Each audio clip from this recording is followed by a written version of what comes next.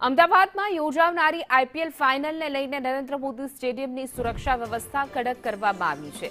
VVIP હાજરીને ધ્યાનમાં રાખીને પોલીસ તંત્ર એલર્ટ મોડમાં આવ્યું છે અને કુલ 3043 પોલીસ કર્મચારીઓનો બંદોબસ્ત ગોઠવાયો છે। સુરક્ષા માટે 3 આઈજીપી, 11 ડીસીપી, 21 એસીપી ઉપરાંત 47 પીઆઈ, 140 પીએસઆઈ અને હજારો પોલીસ કર્મચારીઓ તૈનાત કરવામાં આવ્યા છે। ક્રાઇમ બ્રાન્ચ, એસઓજી, એન્ટી-ડ્રોન અને બીડીડીએસ ટીમો પણ કામગીરીમાં જોડાશે। સ્ટેડિયમ અને આસપાસના વિસ્તારમાં વિશેષ બેરિકેડિંગ તથા પ્રવેશદ્વારો પર સઘન ચેકિંગ શરૂ કરવામાં આવ્યું છે, જેથી કોઈ અનિચ્છનીય ઘટના ન બને અને મેચ શાંતિપૂર્ણ રીતે યોજાઈ શકે। अपने गुजरात टाइटन्स અને રોયલ ચેલેન્જર્સ બેંગલુરુ વચ્ચે આઈપીએલના ફાઇનલ છે અહીંયા નરેન્દ્ર મોદી સ્ટેડિયમમાં। એના માટે પોલીસ તરફથી બધી તૈયારીઓ થઈ ગઈ છે।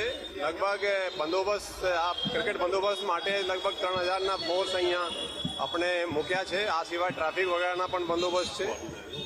જે આપણે છેલ્લા લગભગ 2 મહિનાથી જે મેચો અહીંયા થઈ રહ્યા છે એના માટે આપણે એક્સ્ટ્રા હોલ્ડિંગ એરિયા પણ અહીંયા રાખ્યા છે।